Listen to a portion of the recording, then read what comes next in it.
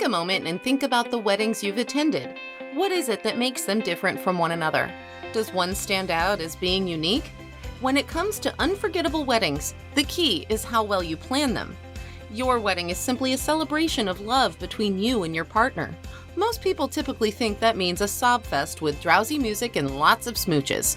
We don't agree and would like to dispel that notion positively. Tune in as Clint Huff shares how your wedding can be a fun and unforgettable party and discusses what you can get out of it if you want to get involved in the wedding industry.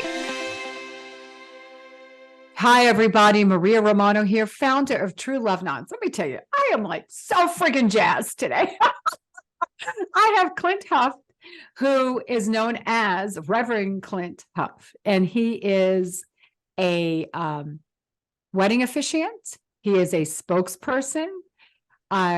He is an auctioneer and probably a few other things, but I'm going to have him talk a little bit about himself. But today we're going to talk about, in specific, what he does, the wedding industry, what the wedding industry, if you're looking to get involved, what you can get out of it. And there are, several different avenues. Sometimes you might want to start being a wedding officiant if you're thinking about getting your feet wet, or a photographer or something to that effect. We're going to talk about that, a little bit about wedding MBA, and a little bit about how Clint got started, or Reverend. Do you want me to call you Reverend or Clint? Clint is fine. Please. Just like Maria. And to talk a little bit about, share with us a little bit about who you are to start with and how you got started, in particular, the wedding industry. Oh, the wedding industry, that's very specific. That's a great question. I come from an entertainment background. And so I've done a lot of different things in front of the camera, behind the camera, that sort of thing. But the one thing that I did for 30 years is I was the DJ. I started in college radio way back in the day. When I started DJing, there was only vinyl. I mean, Right. Nowadays that's a big deal, retro and all that stuff. No, but when I started, it was only vinyl. And not only was it only vinyl, but the technology wasn't anywhere close to being able to do the smooth combination of music, what we call mixing, the turntables, the everything. You just played a song, and then you played the next song, and you kind of hoped it worked. But I got involved with that. I did I did radio for about 4 years, and then I got into nightclubs. I did nightclubs as a DJ for 15 years, and then I moved from that into events. And so, of course, that means social events, corporate events, what we call milestones, weddings, bar mitzvahs, things like that. And so that was my introduction to the wedding industry, was as a DJ and then a master of ceremonies. And I've been a master of ceremonies since I was 11 years old. And so that all it was in my wheelhouse. So that was my introduction to the wedding industry, was DJing and being an MC at weddings and wedding receptions.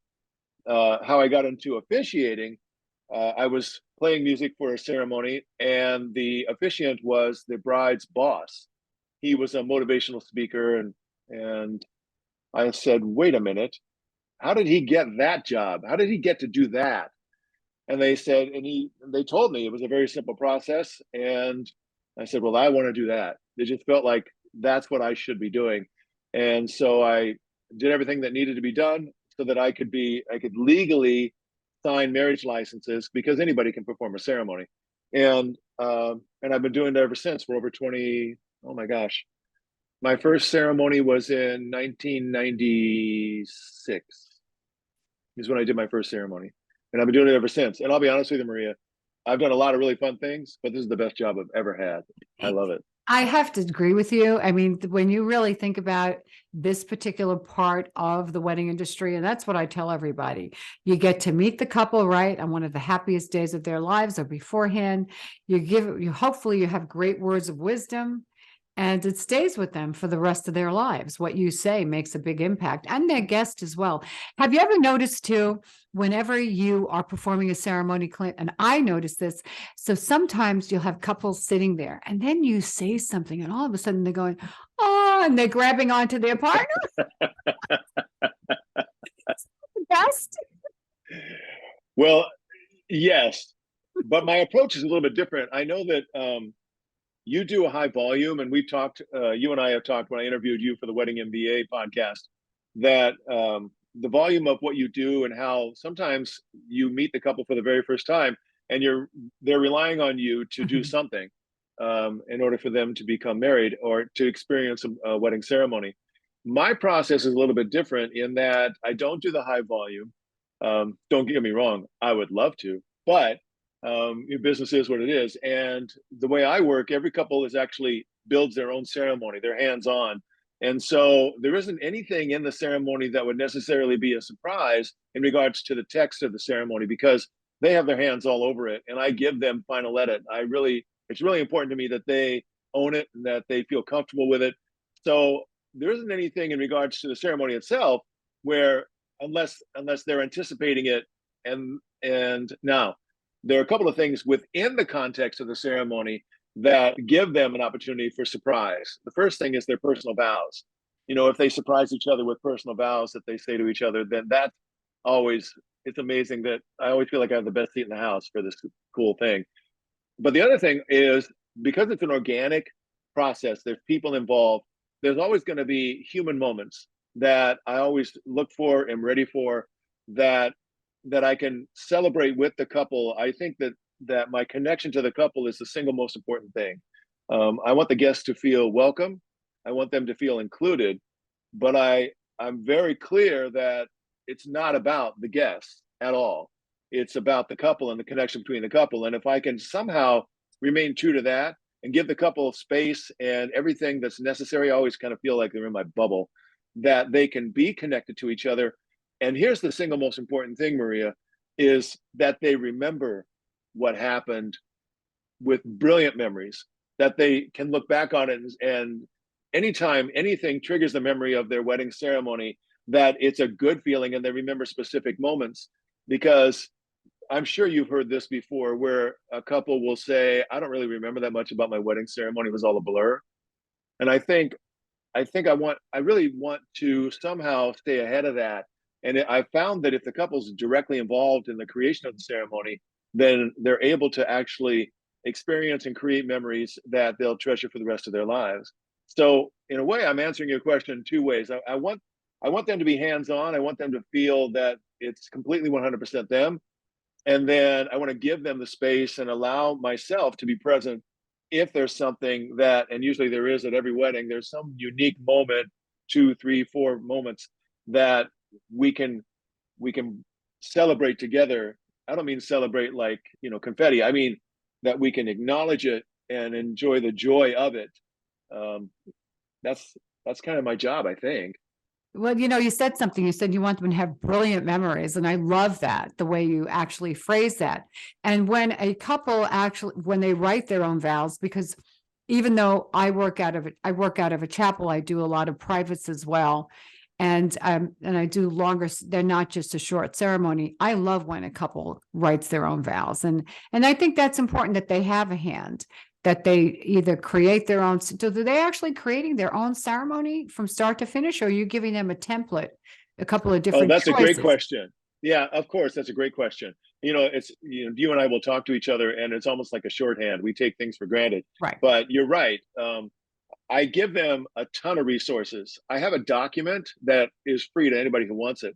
And it's my wedding ceremony choices. And it just contains everything that anybody has ever asked me to include in their wedding ceremony, because I'm really lucky. I've married people from all over the world, every background you can imagine, and everybody has a different idea of what they want their wedding to be, and rightfully so, right? Because it's their wedding.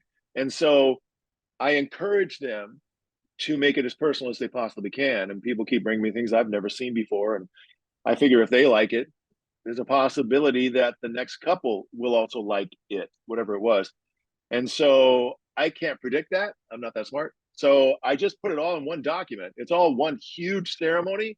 I know there are some officiants that have like ceremony number 1 and ceremony number 2, and that never made any sense to me. I want them to experience it with as little friction as possible. In other words, make it as user-friendly as I possibly can.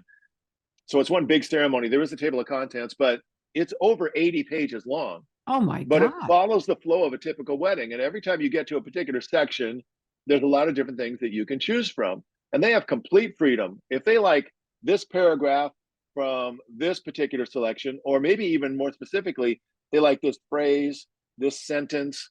Then I say, just hang on to that, delete everything else. And that's how they create their first draft. They just go through it and delete everything they don't want.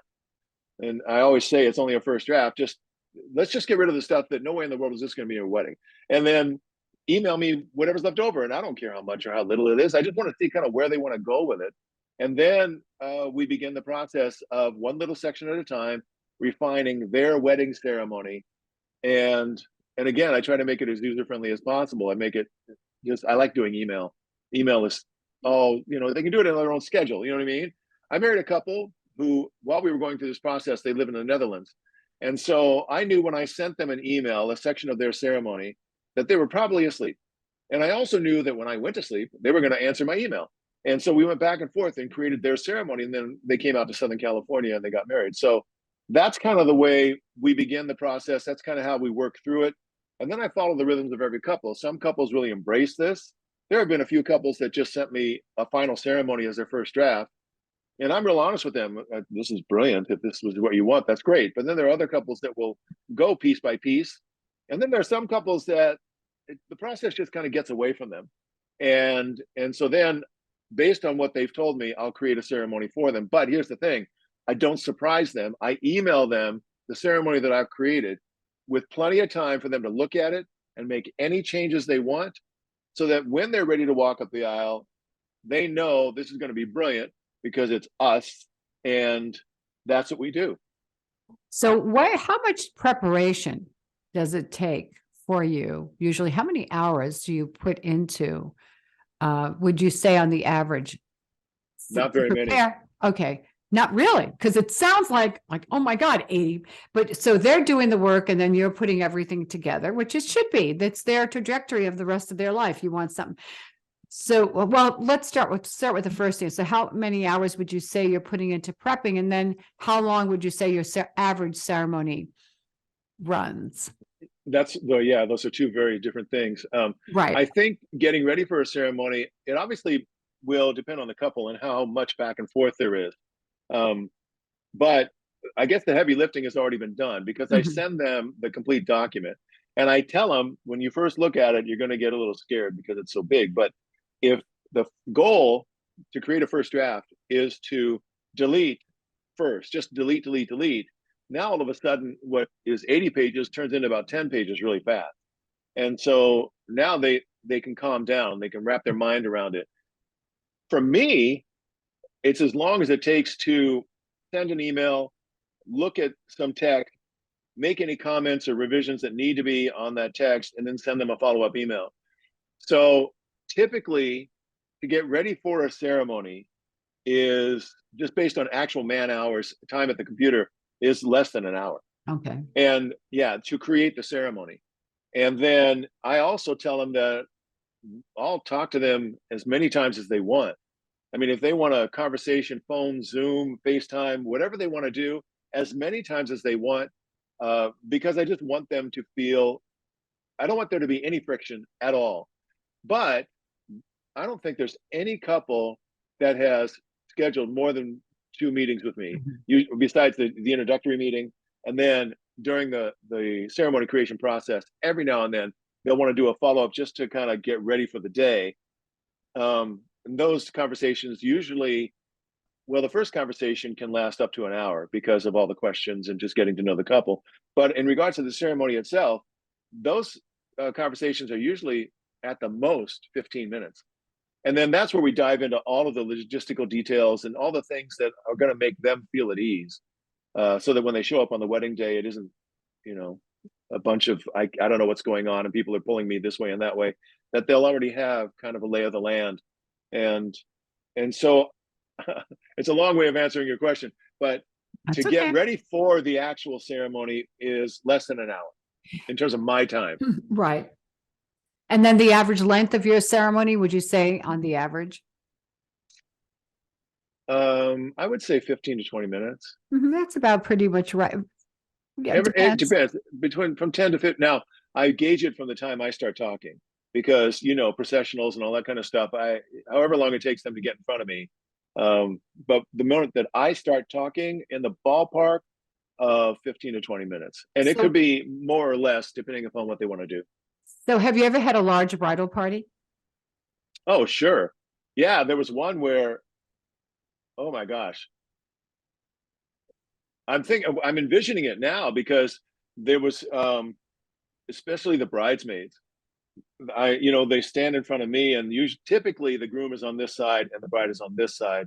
In a Jewish wedding, it's reversed, but in this particular one, on my right side, as I look down the line, it really was a line of over 20 bridesmaids. And the thing that I thought was really cool is the bride didn't put it on them to buy a bridesmaid dress. She just said, "Here are the colors, wear whatever you want." And then she just invited everybody that she wanted to. And I thought that was fantastic. And they were all just so happy, that she thought they were special, and she didn't put a lot of financial burden on them, and they were going to be invited to the wedding anyway. And so at least 20 on that side. I didn't get a final count, but that's the biggest. I had 26 couples once walked out. Oh, wait. Oh, you mean as far as the bridal party? 26 bridesmaids and groomsmen walk down before the bride. Wow. So that takes a few minutes. That's a 10-minute at least. See, that's what I mean. I don't start kind of counting until they get in front of me. That's exactly. amazing. Yeah, that was amazing. But no, and that's true. So it's interesting. Now, I'd like to talk a little bit about, you also have special licensing. So first of all, let's back up for a second. Where do you mostly perform most of your ceremonies? In LA County? Are you down in Orange County? Where do you find the bulk of them? Most of them are in Southern California, and that includes 4 or 5 different counties. But most of them are in Southern California. On rare occasions, I'll be asked to travel someplace. Mm-hmm. And then now you do have some special licensing because you do get to marry some pretty well-known people. So tell us a little bit about that, if you can. Well, in terms of celebrities, which I think, is that what you're alluding yes, to? Exactly. Okay. I didn't need any special licensing for that because they just want to get married. And so it's the same thing that every couple needs. If they want to get legally married, because I think there's 4 kinds of weddings. I think the first wedding is the one they've done to their hearts. Mm-hmm. When a couple and they say, you're the one and I want to go in, I'm committed to you. That's the wedding of the heart. And they could stop there if they wanted to. But then most of them that involve you and me will do a social wedding. That's wedding number 2, where you put on neat clothes and you invite a bunch of people and you publicly say, this is the person that I want to be married to. Then the third kind of wedding is the legal wedding, and it's that piece of paper. And then the fourth kind of wedding for some couples it's religious or cultural or traditional. And in my experience, each is its own separate thing. I've married people that were already legally married. I've married people that got legally married after the wedding day. That changes what I'm allowed to say. I've incorporated traditional and religious rituals into a wedding ceremony. There have been couples that had their religious ceremony before the public ceremony. I mean, it's a mixed bag. But I think knowing that each is its own separate thing allows me to talk to the couple about the marriage license from a very clear standpoint, because there's so much misinformation, and God bless them, they don't know what they don't know. And people are giving them advice, in air quotes, but people mean well, but most of the time they don't know what they're talking about. So to go step by step in regards to the legal wedding is really, really important. And I had to be ordained in the state of California. And I think there's 4 or 5 states that have unique rules, like Nevada and Massachusetts and some other states, where you have to jump through a few hoops if you want to be the person signing the marriage license. But like I said earlier, the person performing the ceremony doesn't necessarily have to sign the marriage license. And I've had some officiants question me on that, and they say, no, where I live, the officiant has to sign the marriage license. And I, just for clarification, explain the 4 different types of weddings. And what if they're already legally married? Well, you're not going to sign another license. Absolutely. So, yeah. So anyway, I think that what people are looking for, if they have a certain level of celebrity, and celebrity is very loose. It could be, it could be celebrity within their own circles. It could be maybe within, not just like some, I've been around some people that consider somebody a celebrity because of the financial success that they have, That's but the correct. general public doesn't know them, Mhm. you know? And then there are sports celebrities, and you and I both know that if you're into a sport, you're into it, but if you're not, you're not. And those people don't even exist if you're not. So, and then there are people who have social celebrity. And so I've been lucky enough to help people with their wedding ceremonies of all different types. But the bottom line is, as long as I can legally sign the marriage license, and then that part of the process is taken care of, not unlike every other professional officiant.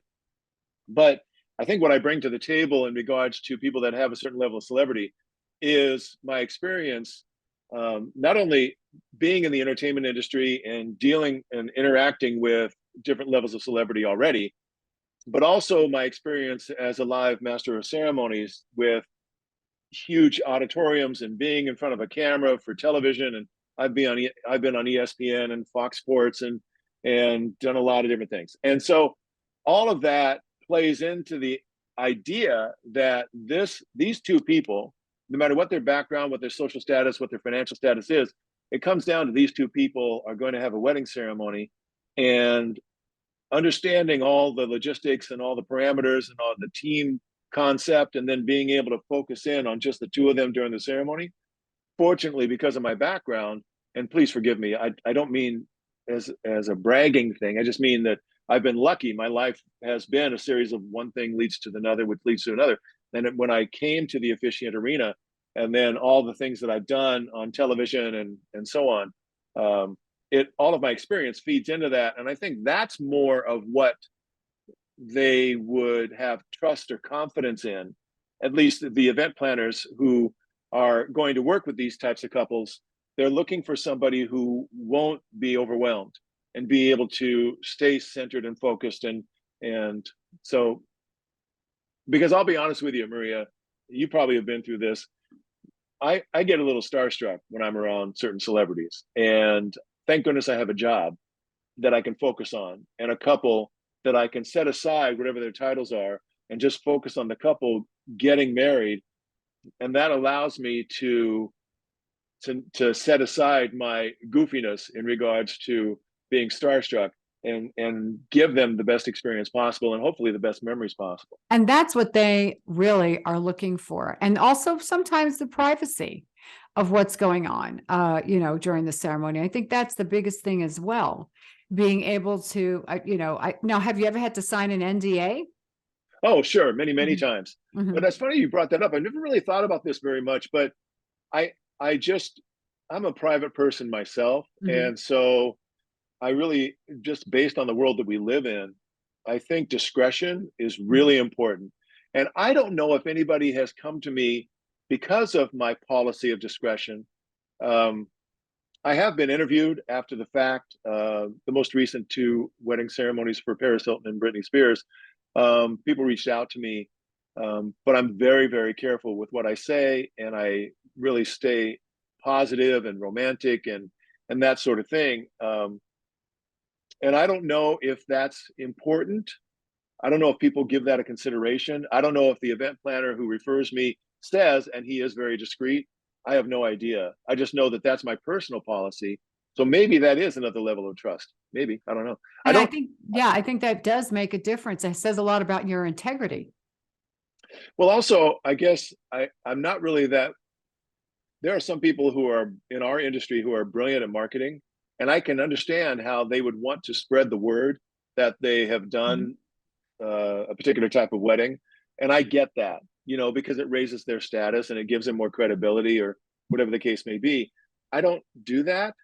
And maybe part of it is my ignorance of social media, but the other part of it is, I don't know. I just feel like it's a private thing. And even if it's been on television, I still feel like it's not my place to start spreading the word that I've done that. I think with social media, that stuff is going to come out organically.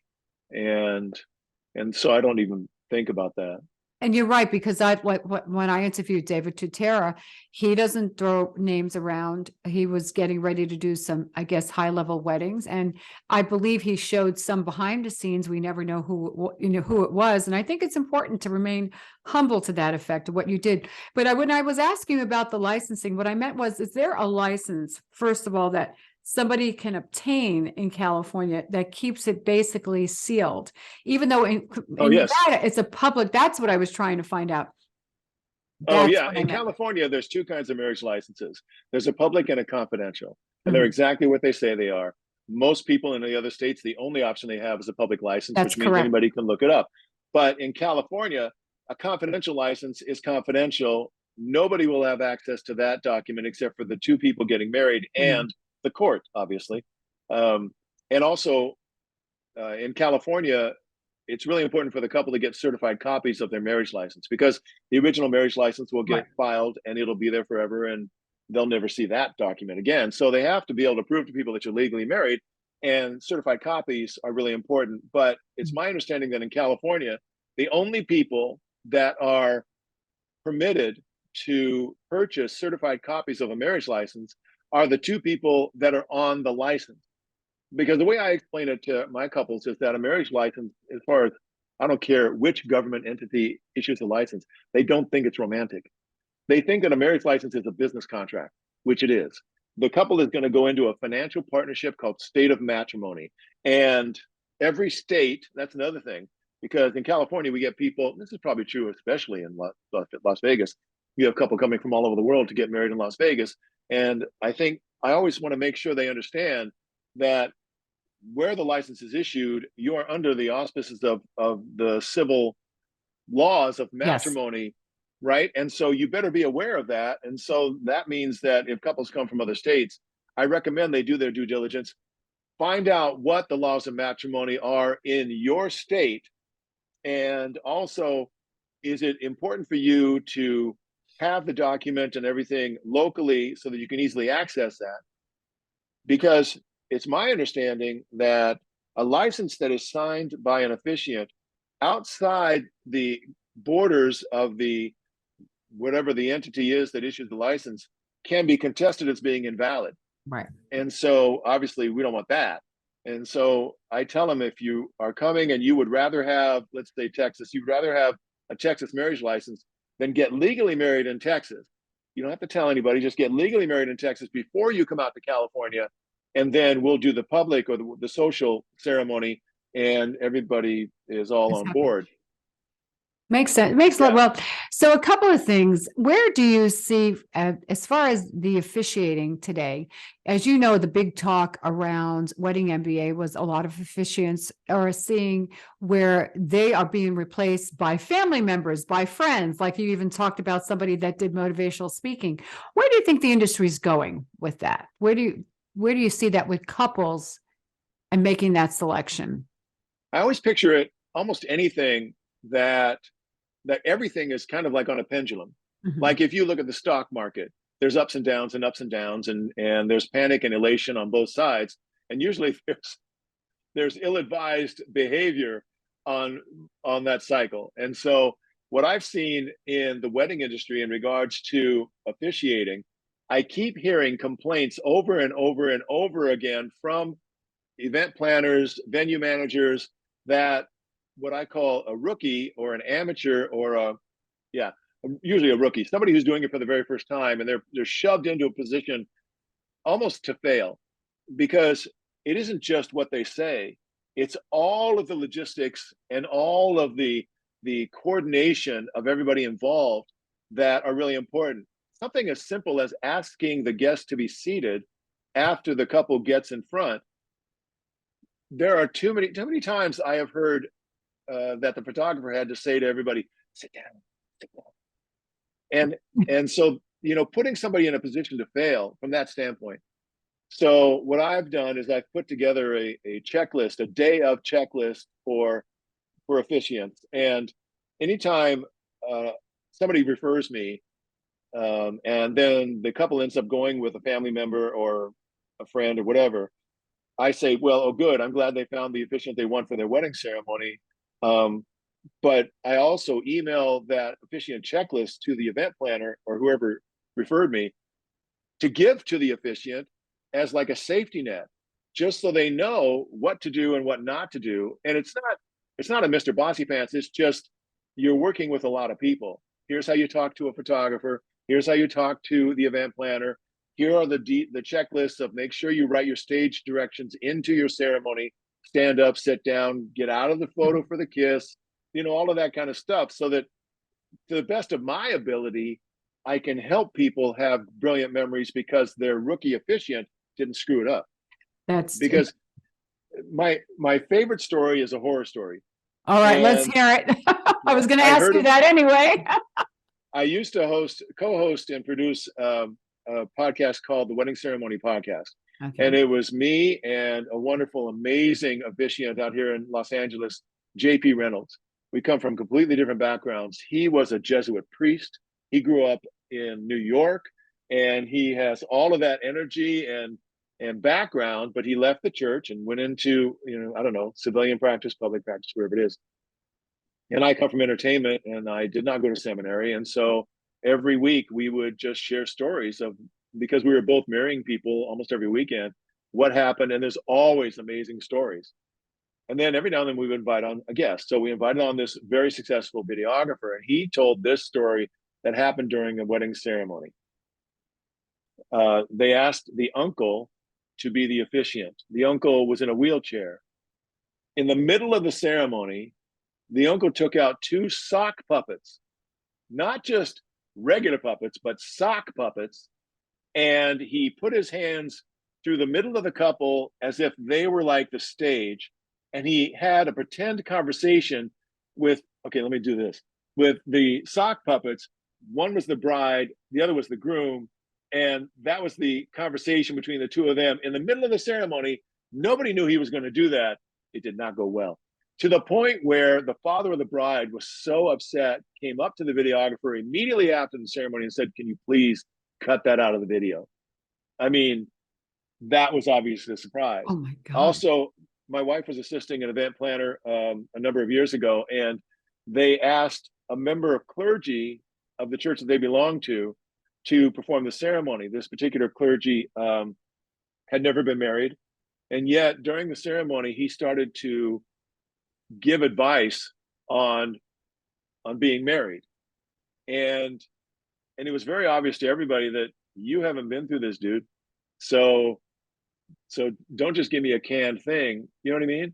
And so I think that's why I think the more the couple is involved in the creation of the ceremony, so that they don't get surprised, because people mean well and they'll say something that's important to them about marriage or whatever, but it may not resonate with the couple.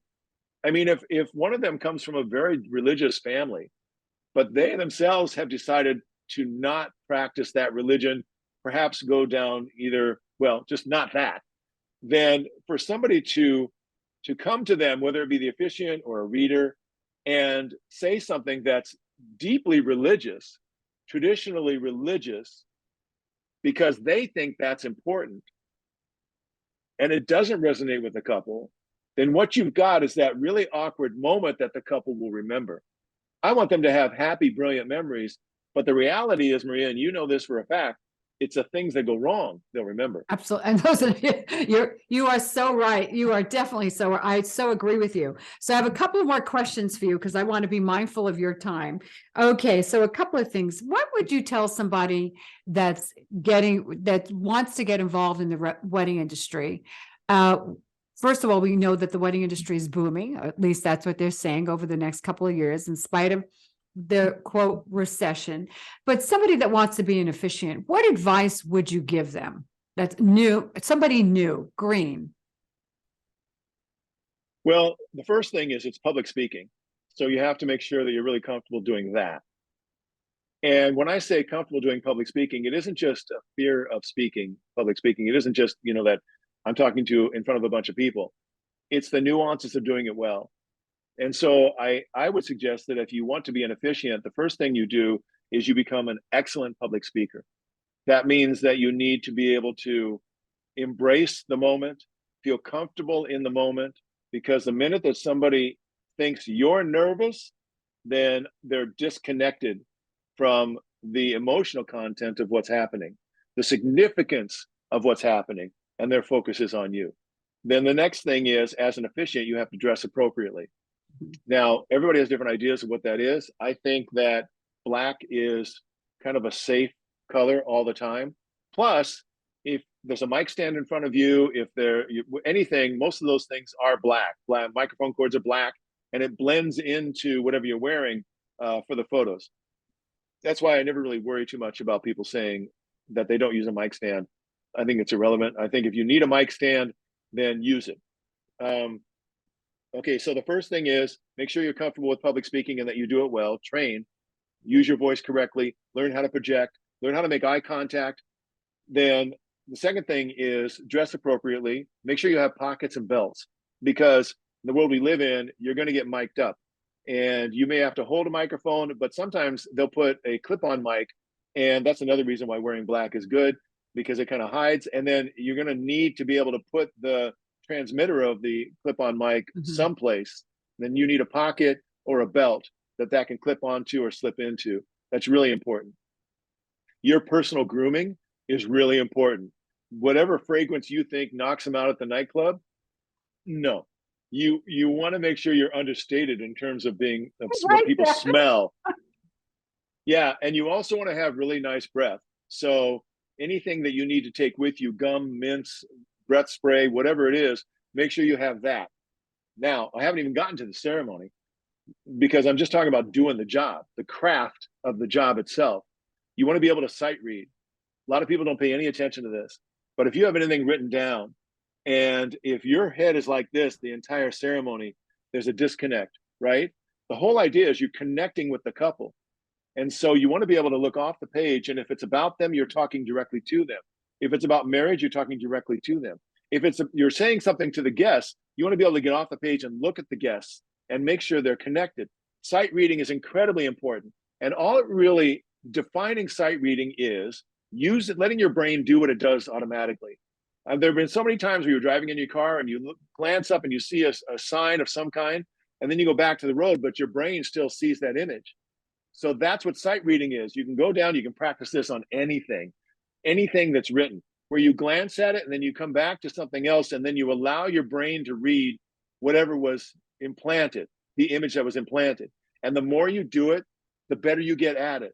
And if you read through the ceremony at least 10 times out loud, then it's going to be so much easier for you to be able to get off the page and connect. Does that all make sense? Absolutely, it does. And I always tell also for women, your nail color, I keep it neutral. Because we're holding absolutely. rings, the worst thing you can do. And you're right. And black, I wear black all the time. It's a safe bet. And I understand some people wear robes, and depending upon where you live, so on and so forth. If we were on the islands, we would dress, with a beautiful aloha style, as they say, which is kind of cool too. So a couple of things I wanted to just touch on Wedding MBA, if there's anything you want to share about that coming up, anybody that's looking maybe to get involved in the wedding industry, right? This might be a great place to start. It's a great place to start. You know why? Because there's 5,500 attendees. I mean, it's one of the biggest conferences you can go to in the event industry in general, but it's all specifically weddings. And 5,500 people, mostly from the contiguous United States, but basically from all around the world. People from Europe, people from Australia, people from the Latin American countries. And the reason they come is because it's all business focused. And no matter who you are, no matter what level you are, whether you're just entering the business or you've been in the business for over 20 years, there are people who will say things to you that you can take back and directly, and especially for what do they call them? Novices. For people that are brand new, everybody wants to help you. I mean, you would think that everybody would disregard you and you would feel insecure and you don't know what they know. It's the opposite. Everybody wants to help you. And if you say to them, I'm just getting into the business, then they'll follow up with questions like, well, what do you want to do? And where are you? And what market are you serving? And everybody will give you incredible information so that you can walk forward with confidence and accomplish the goals that you set for yourself. That's what I think the Wedding MBA is all about. Well, and you'll never find a better price for a conference. If you go to weddingmba.com right now and look on purchase your tickets, the price is ridiculous for a 3-day conference. Oh my gosh, it's so incredibly, ridiculously affordable. And then it's in Las Vegas, and so you're never going to have a hard time finding a hotel room. So I don't need to worry about that. Well, I want to thank you so, so much for your time and sharing that. I have to have you back because I got tons more questions, but I always like to be mindful of time. And also, as you know, people, we only have so much time to listen, but I would definitely want to bring you back. I want to thank you. Stay on for a moment. And everybody here, I hope you learned some great information, a bit about California, what actually Clint does. Maybe it's something you want to follow in his footsteps. You don't know. I'm going to also get information and put it in the show notes where they can find you and anything else you want to link to it. And everybody continue to stay healthy, happy, and safe. As I always say, spread love. Have a great day.